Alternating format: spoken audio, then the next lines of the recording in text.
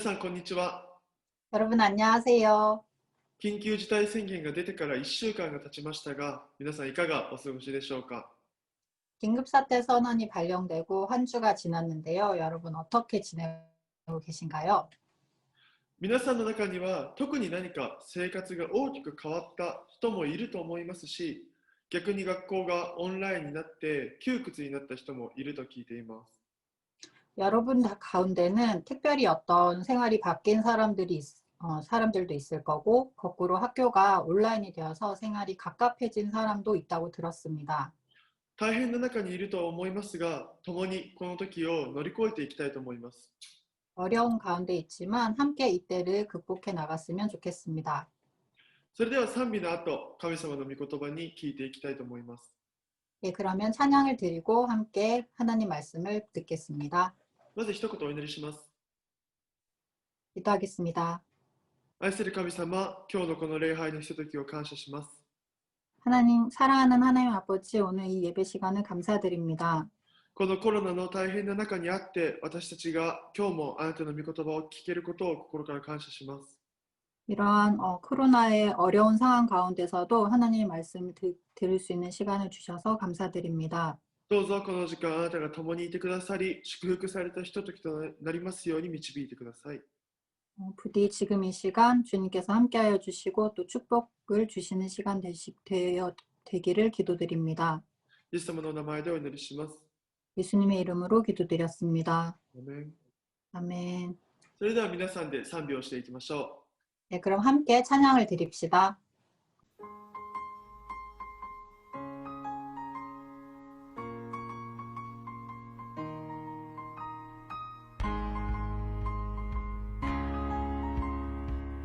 皆さん拍手を持って楽しんでいただけたらと思います。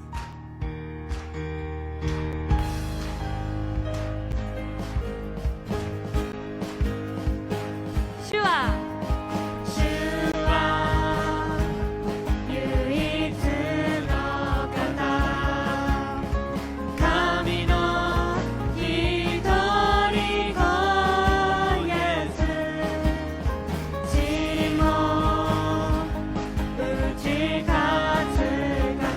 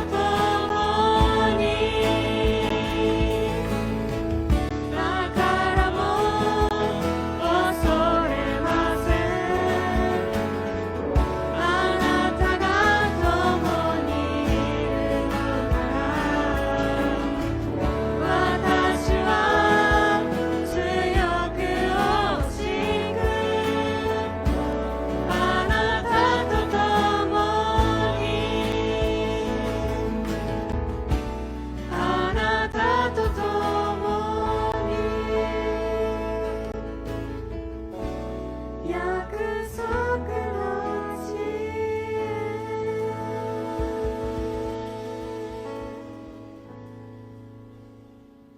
それでは今日の本文を読んでいきたいと思います。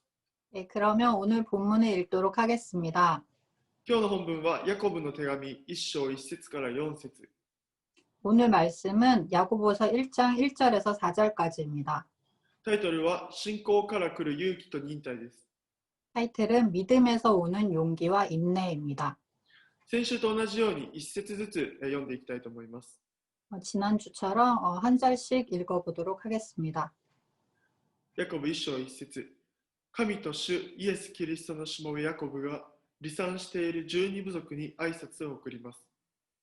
하나님과 주 예수 그리스도의 종 야고보는 흩어져 있는 12지파에게 문안하노라. 私の兄弟たち、さまざまな試練に遭うときはいつでもこの上もない喜びと思いなさい。 내 형제들아 너희가 여러 가지 시험을 당하거든 온전히 기쁘게 여기라. あなた方が知っている通り、信仰が試されると忍耐が生まれます。 이는 너희 믿음의 시련이 인내를 만들어내는 줄 너희가 알미라. その忍耐を完全に働かせなさい。そうすればあなた方は何一つ欠けたところのない成熟した完全なものとなります。 인내를 온전히 이루라. 이는 너희로 온전하고 구비하여 조금도 부족함이 없게 하려 함이라. 아멘. 今日はヤコブの手紙の冒頭部分から御言葉を見ていきたいと思います。 오늘은 야고보서 첫 구절로 말씀을 보고자 합니다. この手紙の著者ヤコブはイエス・キリストの弟であると言われている人物です。 이 서신의 저자인 야고보는 예수 그리스도의 동생이라 일컬어진 인물입니다. 十二弟子の一人のヤコブではありません。 12제자 중에 한 사람은 아닙니다. イエス様の弟だからといってこのヤコブも神の子かというとそういうことではなく、このヤコブもまたユダの手紙を書いたユダもマリアとヨセフの間に生まれた人間の子供です。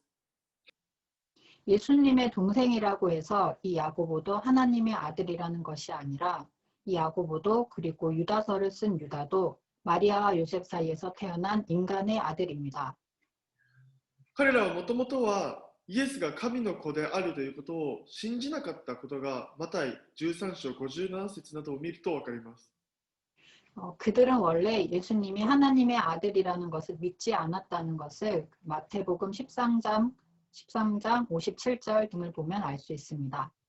そこからどのように彼らがイエス様を信じるようになったかは定かではありませんが、しかし実際にこのように信仰についてまた福音について手紙を書くまでになっているということは、どこかのタイミングで彼ら自身が信仰を持つそのようなきっかけがあったことがわかります。 그러면 어떻게 그들이 예수님을 믿게 되었는지는 분명하지 않지만 그러나 실제로 이렇게 믿음에 대해서 그리고 복음에 대해서 편지를 쓰게 되었다는 것은 어느 타이밍에서 그들 자신이 믿음을 가지게 되었다는 것을 말합니다. さて、そのヤコブですが、彼はイスラエルの民の12部族にこの手紙を送っています。 그리고 이 야고보가 이스라엘 백성인 12지파에게 이 편지를 보냅니다. つまりこれは異邦人に宛てた手紙ではなく、これまで熱心に律法を守り、また神の民として生きてきたユダヤ人に宛てて書かれたものだということがわかります。 즉 이것은 이방인에게 보낸 편지가 아니라 지금까지 열심히 율법을 지키고 하나님의 백성으로서 살아왔던 유대인들에게 맞추어 쓴 것임을 알 수 있습니다. 実はこの当時、ユダヤ人は聖書に出てくるユダヤ地方にのみいたわけではありません。 사실 이 당시 유대인은 성경에 나오는 유대 지방에만 있었던 것은 아닙니다. 旧約の分裂王国時代、北イスラエルはアッシリアに、南ユダはバビロン帝国にそれぞれ滅ぼされ、それぞれの国やまた領地に連れて行かれたため、ユダヤ人たちは離れ離れにさせられていたのでした。 구약의 분열 왕국 시대 북이스라엘은 아시리아에게, 남유다는 바빌론 제국에게 각각 멸망을 당하고 각각의 나라와 그 영토로 끌려갔기 때문에 유대인들은 뿔뿔이 흩어졌던 것입니다.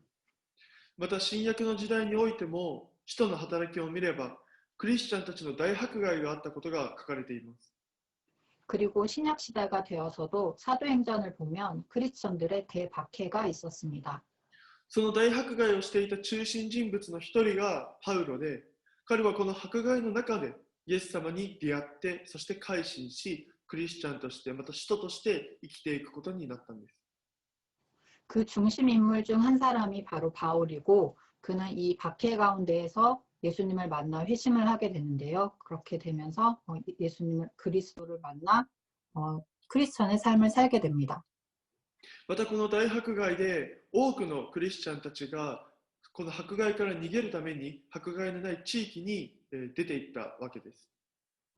그래서 이 대박해 기간에 많은 크리스천들이 박해가 없는 지역으로 도망을 갔던 것입니다. 今回のこの手紙はこの迫害で散らされた人々に当てて書かれています。 이번 서신은 이 박해로 흩어진 사람들에게 쓰여진 것입니다. そのバラバラにさせられたユダヤ人にヤコブは何を伝えたかったのでしょうか。 그렇게 뿔뿔이 흩어지게 된 유대인들에게 야고보는 무엇을 전하고 싶었을까요? 本文の2節を読みたいと思います。 본문의 2절을 읽어보겠습니다.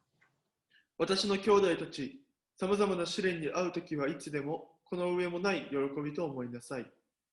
내 형제들아 너희가 여러 가지 시험을 당하거든 온전히 기쁘게 여기라. いきなりとても高いハードルを要求しますね。 갑자기 매우 높은 수준의 요구를 하는데요.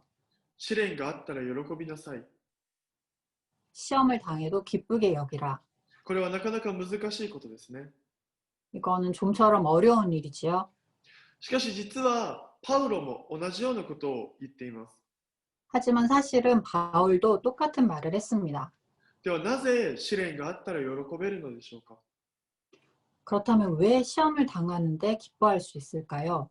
3節4節を読んでみましょう。 3절 4절을 읽어보겠습니다.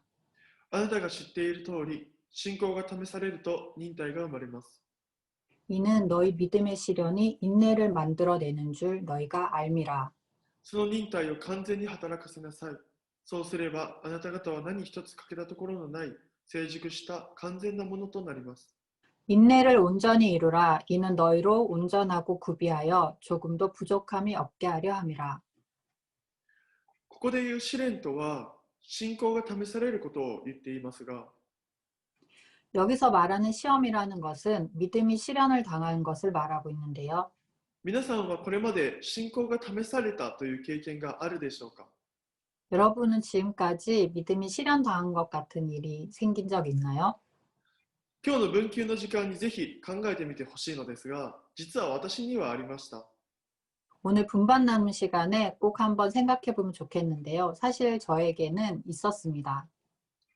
何度か話したことがあるかもしれませんが、私が献身の証明を受けた時です。 몇 번이나 말한 적이 있었을지도 모르겠지만 제가 헌신의 사명을 받았을 때 일입니다. 5年前に一度神様からの証明を受けて、そこからさらに4回受けました。 5년 전에 하나님으로부터 한 번 사명을 받았고 그때부터 4번 사명을 받았습니다. 最初の1回目は本当によく分かっていませんでしたけれども、 처음에 첫 번째 받았을 때는 사실 그땐 잘 몰랐습니다. 2回目神様から声をいただいたときに、その証明についてすごく考えました。 두 번째부터 하나님의 그 사명을 받게 되었을 때 그때부터는 좀 많이 생각하게 되었습니다. そしてすごく向き合わされました。 그리고 직면하게 되었습니다. そして毎回勇気が出ずに逃げ出していました。 그리고 매번 용기가 나질 않아서 도망가 버렸습니다. 逃げ出す理由は様々です。 도망간 이유는 여러 가지입니다. 今の大学があるから。 지금은 대학생이니까. 私は今の大学に来る前、もともと別の大学で学んでいたんですね。だから今の大学があるから、今から大学を変えることはできないと思っていました。 저는 지금 그 당시에 그 대학을 다니기 전에는 다른 대학을 다니다가 옮겼기 때문에 지금은 이 대학을 다니고 있으니까라고 생각을 했습니다. またやりたい仕事があるから。 그리고 또 하고 싶은 일이 있으니까. もともと広告代理店でイベント関係の仕事がしたくて、インターンシップとかにも行っていました。 저는 원래 광고 대리점에서 이벤트 관련 일이 하고 싶어서 그 당시 인턴 생활도 했었습니다. また自分が教職者になるなんて無理だ。自信がない。 그리고 내가 교역자가 되는 거는 무리한 일이야. 자신이 없어. 라고 생각했습니다. いろんな理由を挙げて、その理由を正当化する理由も探して、そうして逃げ回っていたのが21歳や22歳の話でした。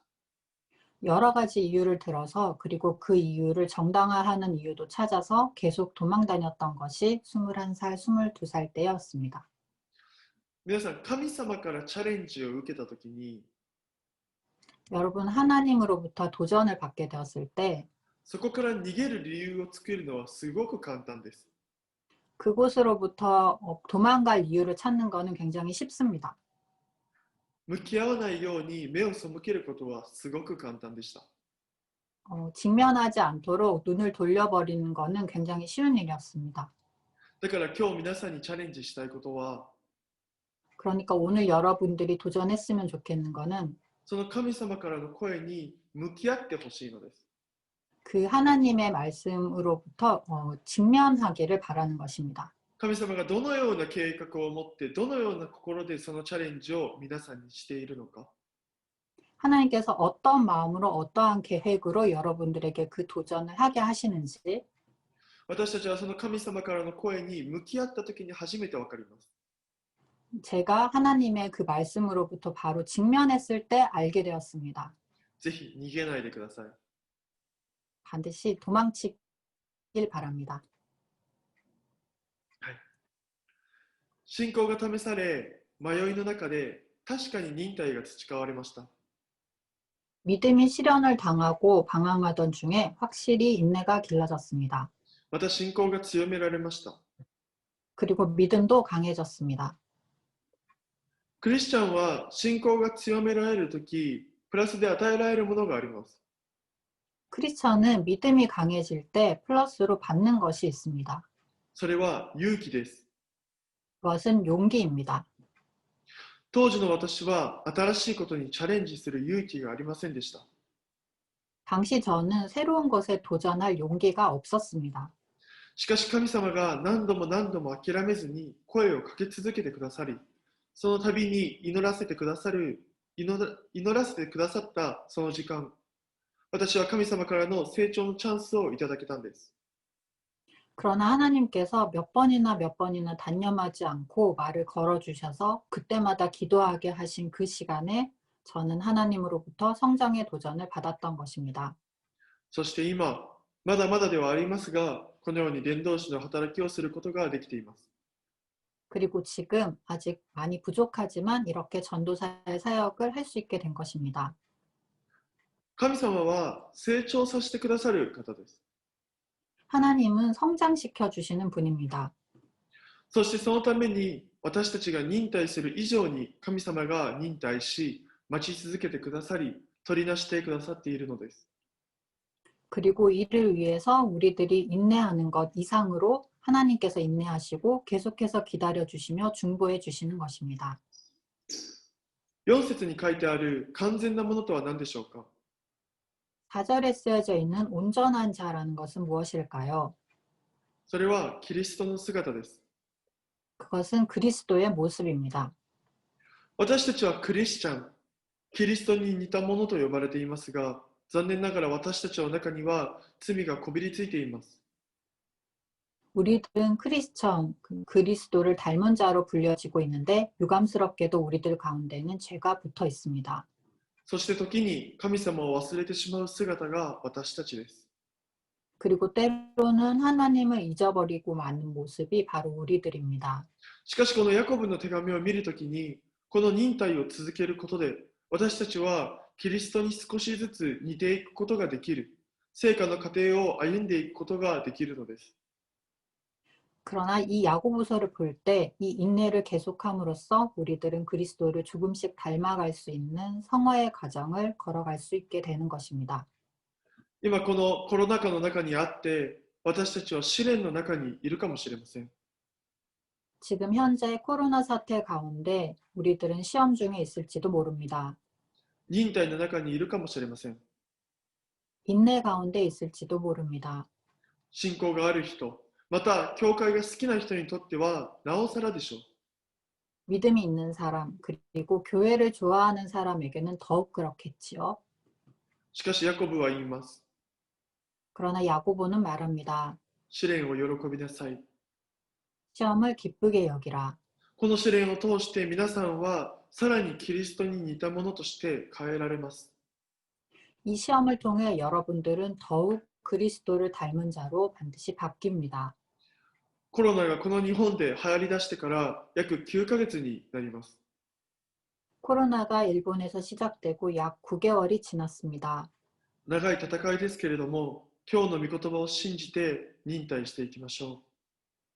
긴 싸움입니다만 오늘도 말씀을 믿고 인내하면서 나갑시다. この日々は必ず皆さんの糧となります。 지금의 날들이 반드시 여러분들의 양식이 될 것입니다. お祈りします。 기도하겠습니다. 愛する神様、ありがとうございます。 사랑하는 하나님 아버지 감사합니다. あなたが与えてくださるその試練を私たちは耐えることがすごく難しいです。 하나님께서 주시는 그 시험을 저희가 견디는 것은 굉장히 힘듭니다. 心が折れそうになる時もあります。 마음이 찢어질 때도 있습니다. しかしそれでもあなたは私たちに耐えられない試練を与える方ではないということもまた聖書に書かれています。 하지만 그렇다 할지라도 하나님께서는 저희가 견디지 못하는 시험을 주시는 분이 아니라는 것이 성경에 쓰여져 있습니다. 神様どうぞ私たちにその忍耐の力を与えてください。 하나님 부디 저희에게 그 인내의 힘을 주세요. そしてこの忍耐を通して私たちがさらにキリストに似たものとして変えられていきますようにお願いいたします。 그리고 그 인내를 통해서 저희가 더 그리스도를 닮아갈 수 있도록 인도해 주세요. この時を感謝し、イエス・キリストの皆を通してお祈りします。 이 시간 감사드리며 예수 그리스도의 이름으로 기도드렸습니다. アーメン。 아멘. それでは皆さん、それぞれの分級に分かれて分級の時間を持ってください。 네, 그러면 각각의 분반 나눔으로 나눠서 분반 공부하겠습니다.